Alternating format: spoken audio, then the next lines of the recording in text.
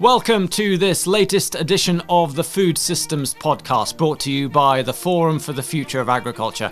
My name's Mark Titterington, and I'm going to be your host for this podcast over the next 20 minutes or so. And of course, today we're celebrating World Soil Day. And in honour of that, it's my great pleasure to welcome to the show Kathryn Bartlett, soil scientist at Anglo-American Crop Nutrients. Kathryn, great to have you with us.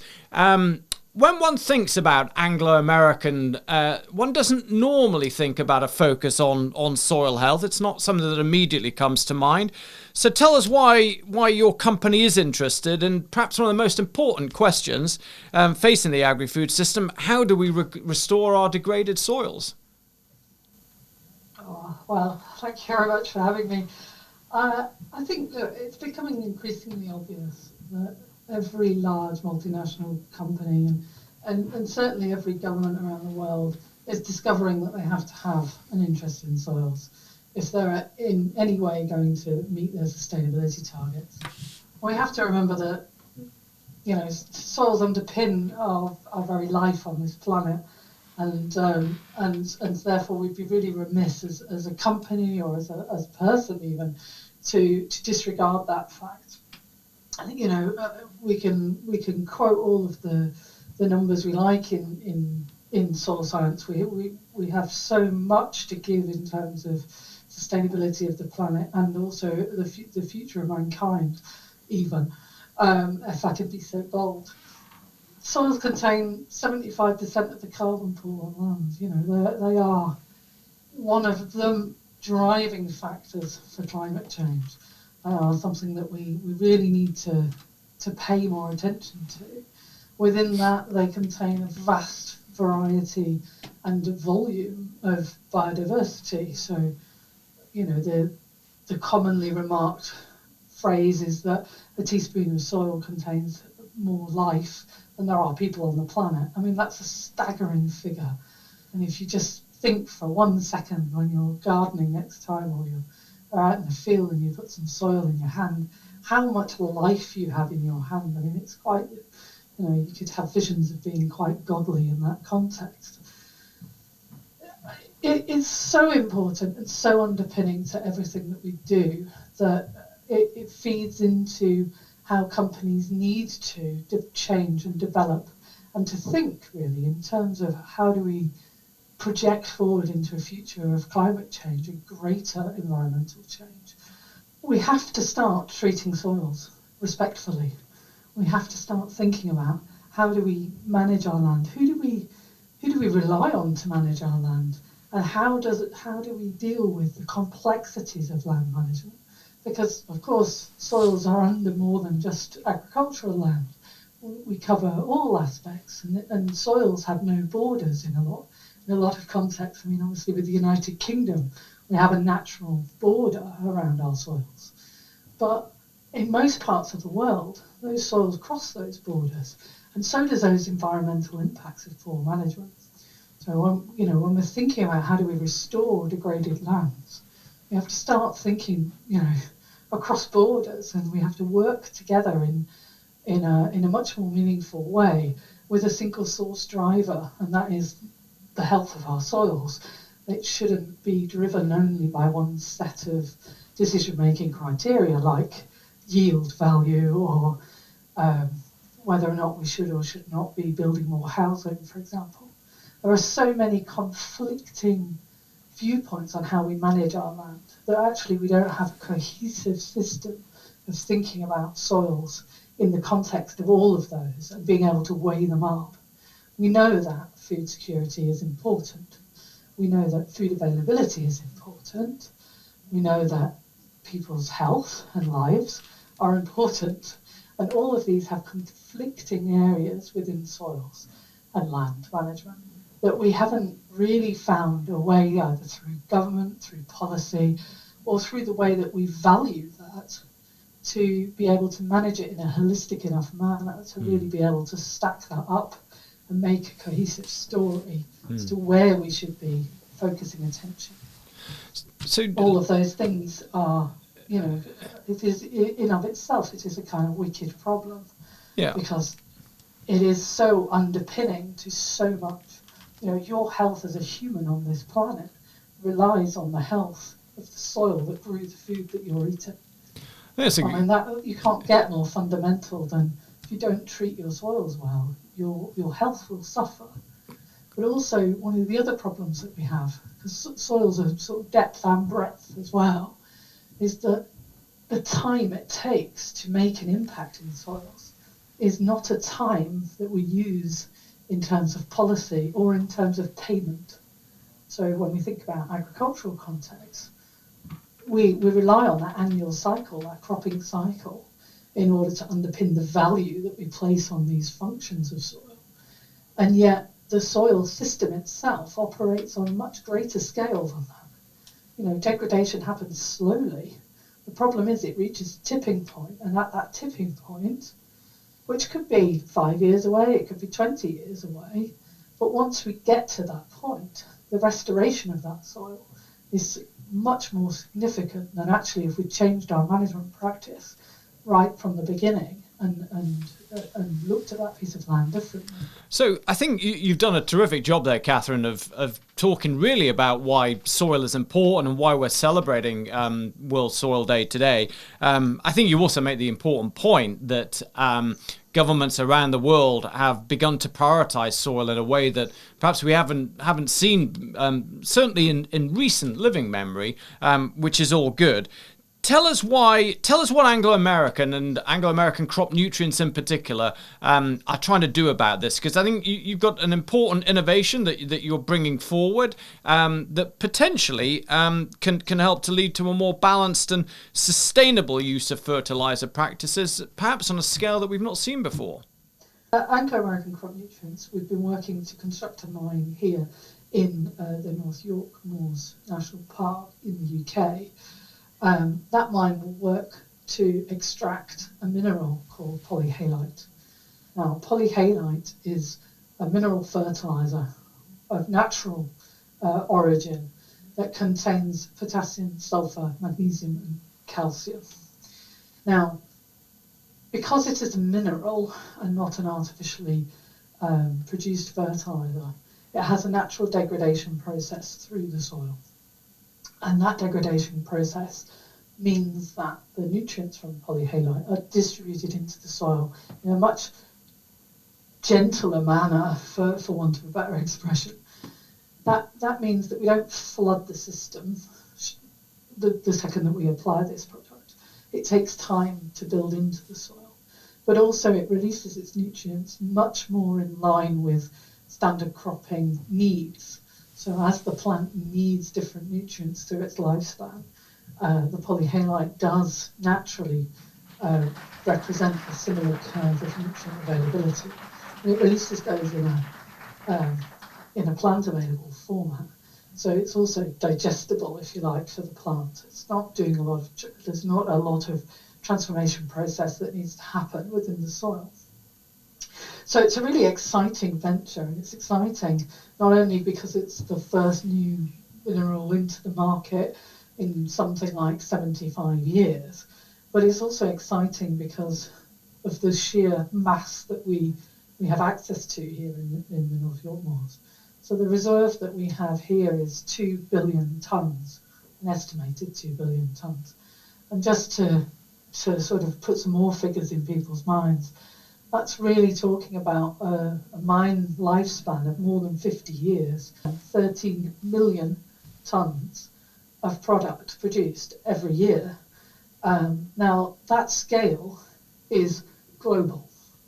When we talk in that significant size, we are not talking about a fertiliser that's going to make a difference to just UK agriculture, but we're talking about a fertiliser that's going to make global impact. And that's really what we need. One of the biggest difficulties that we have in this period that we are living through, where we need these transitions into a new kind of agriculture, one that's climate smart, one that's aware of those changes that are happening and adaptable, builds resilience, builds soil health. All of these terminologies that we hear spoken about from governments and even in the broadsheet newspapers. We need something that we can fill this gap between where we are headed to and where we are now. One of the advantages we have with the mine here in Yorkshire is that the way we've sunk the mine is environmentally much more sustainable than any other mine that you could probably imagine.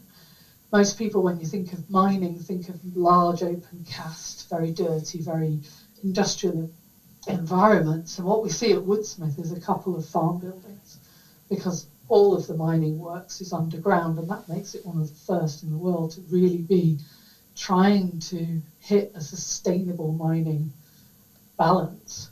You know, mining in of itself is never classed as sustainable to some great level. However, there are ways that we can improve on the technologies of the past. And I think one thing that, you know, from an Anglo-American perspective, we say we are reimagining mining to improve people's lives. And it really holds up here in Yorkshire by the design of that mine, how it fits into a national park. And I don't think there are any really other large mines at this scale that are built in a national park. And obviously, to be able to be built in a national park, we've had to adhere to the environmental sustainability policies of the national park itself.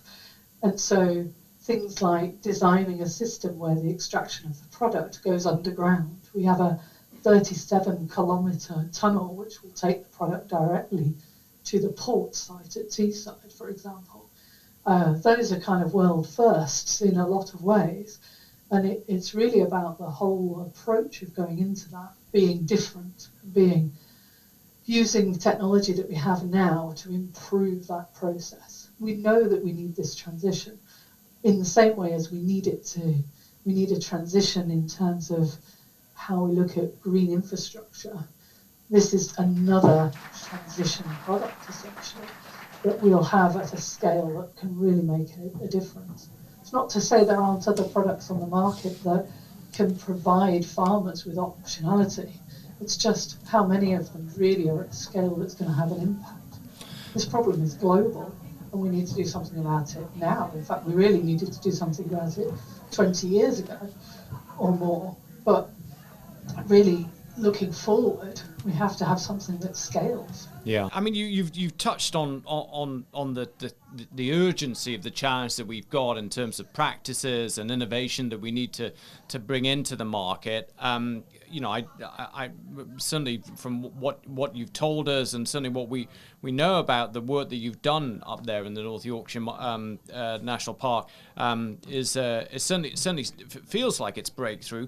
What are you going to need in the next step of your journey then, Kathryn, to bring this innovation to the market and to reach the scale that you're aiming for, and who you're going to need to work with in order to be able to do that? I think, to be fair, we need to have systems in place that allow for the recognition of where these products sit in the market. Really, to aid transition in agriculture and the adoption of any transition solution, such as polyhalite in this context, we need to build the research, we need to build the field trials, we need to bring a basis of knowledge. And it's also not just about knowledge that Anglo-American has on our product, but it's also about knowledge that farmers and you know, non-Anglo-American employees have on polyhalite. It's around how do we fit this into a context of wider agriculture. This is one product, one nutrient product that is going to exist in a market with many others.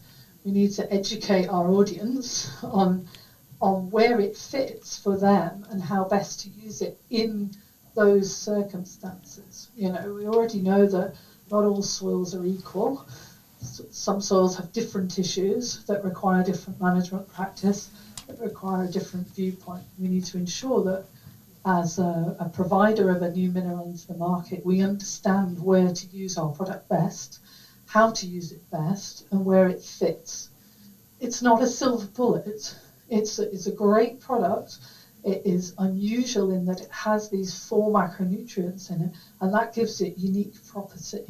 But of course, it on its own is not going to be the solver of agricultural issues for the years to come. It is part of a story, and that story exists within the transition of agriculture more widely. Yeah. And that is building on other knowledge that we have, and how do we fit these things together?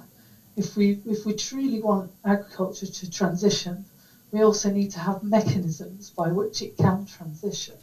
And of course, one of the biggest issues that we have, I think, is that we are always reliant on the business aspects of how that transaction works.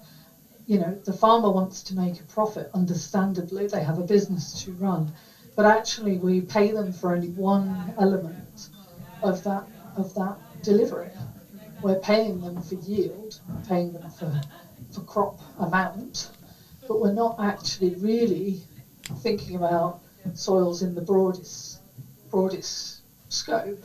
There's an expectation that farmers will look after their soils, because of course it's fundamentally important for a farmer to look after their soil, because that's the future of their business.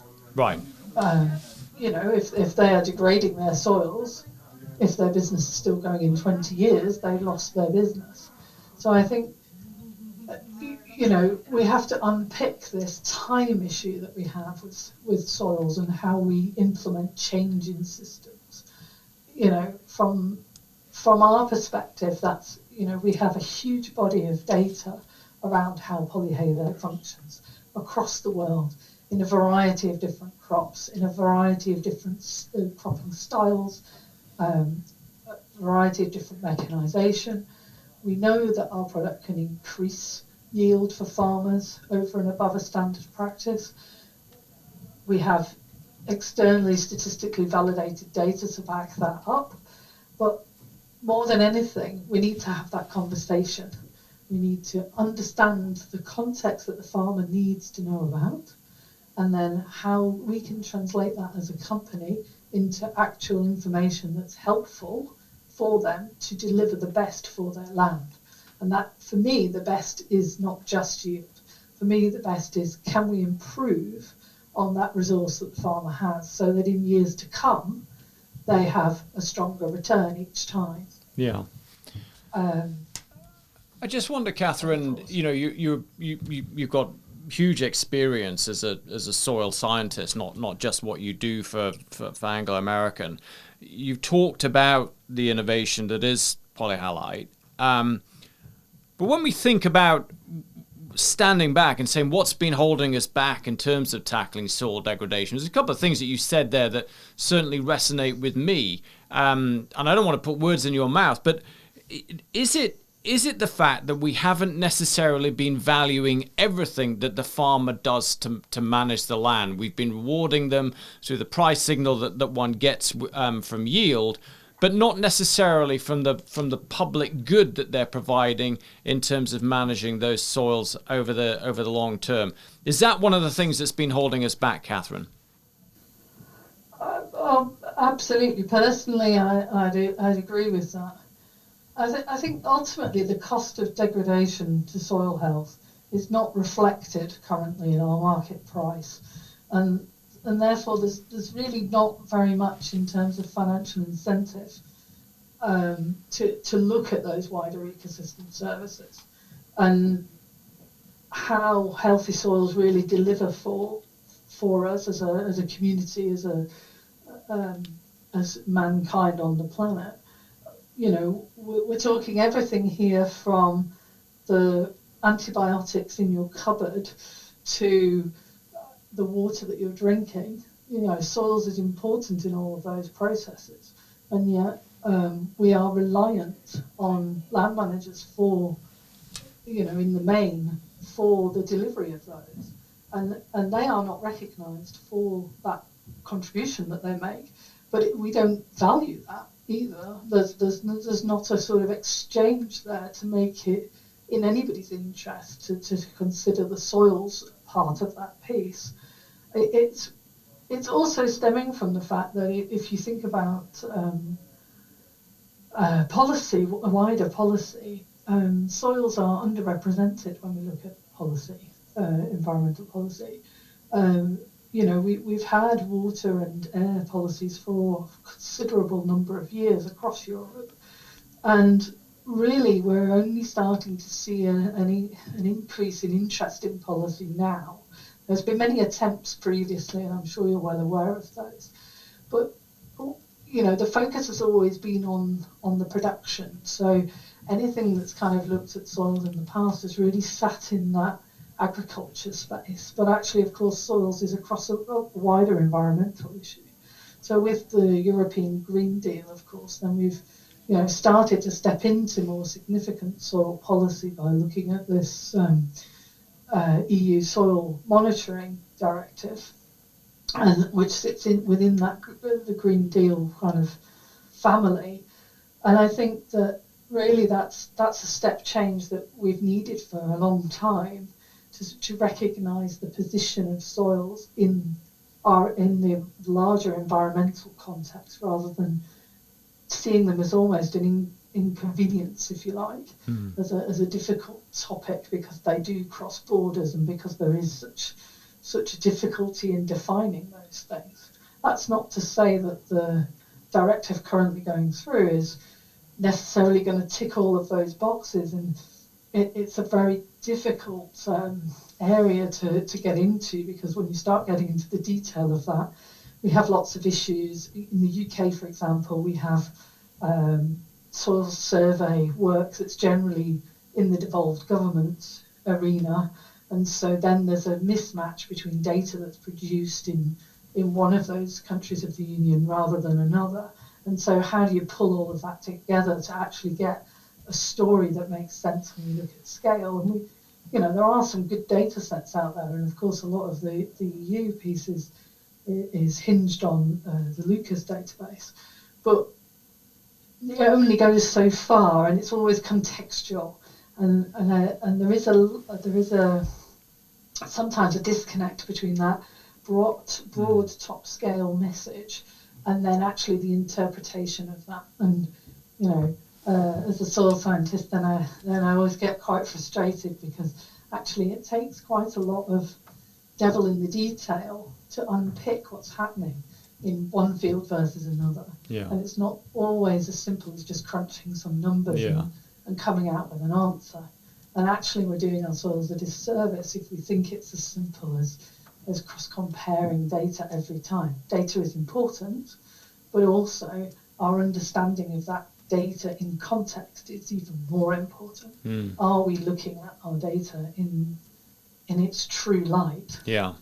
Well, look, I mean, we're coming to the end of our session here today, Kathryn. Before we close, let's just talk about World Soil Day for a second. As a soil scientist, but also as somebody that's working for the crop nutrients part of Anglo-American, what does World Soil Day mean to you? Tell us a bit about what gives you cause for optimism, what gives you cause for concern, and what would your key message be to those people that are working on soil around the world? World Soil Day for me personally goes back a long way.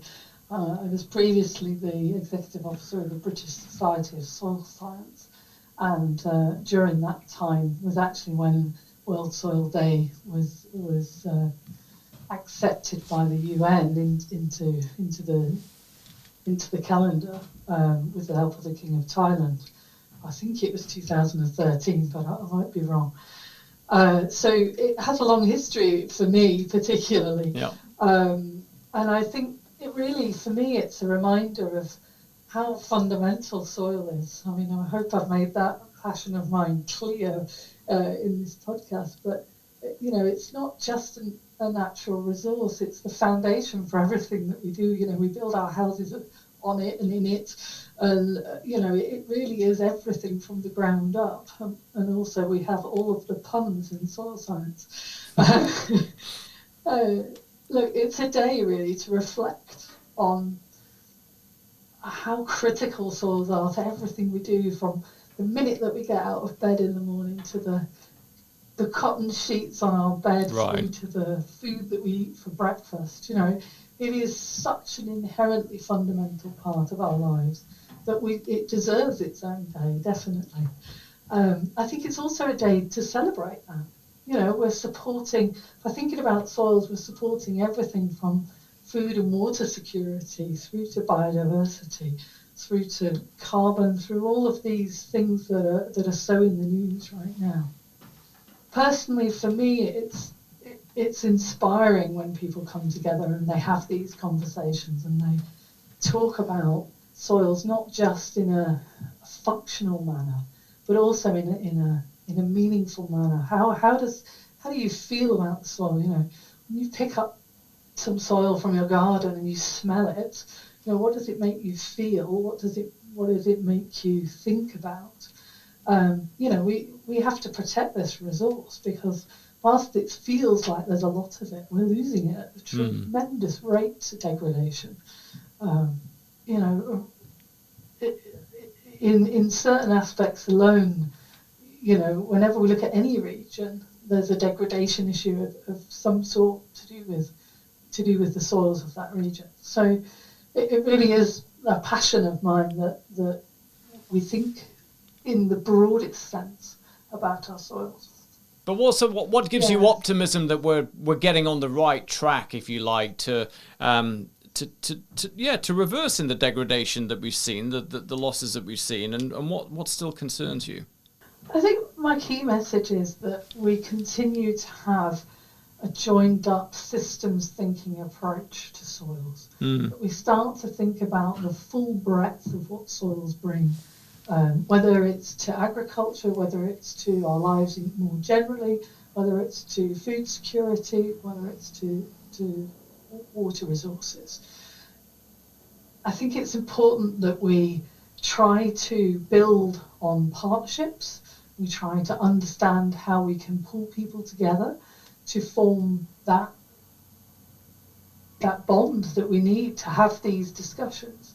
We need to keep talking about how important soils are, because those of us listening, probably to your listeners listening to this podcast, are well aware of what the soils do for them. But how many average people in the street really think about what the soils do for them? So we have to have that conversation as widely as we possibly can. It's about education across all of those stakeholders. And I think, as a company, Anglo-American Crop Nutrients obviously needs to think about it also from an environmental sustainability point and a responsible resource management perspective. But we also need to use our position to build on the interconnectedness of different industries.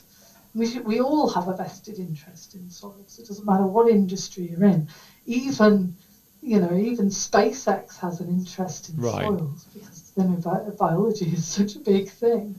We need to pull those messages together so that we can have an impact when it comes to policy, when it comes to how we create that future that we desperately need to change into. Yeah.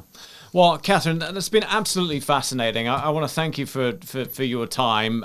Your passion for the topic is infectious. And if some of our listeners were a little perhaps surprised or raised an eyebrow about the interest of Anglo-American in soil health, I think you've certainly answered the question on that. It is such an important day. I'm often reminded by something that I hear a lot, that our very existence on this planet owes much to the 15 centimeters of topsoil that we have, and probably a bit more than that, and the fact that it rains. And I really think you've helped to get that across. So thanks so much indeed, Kathryn.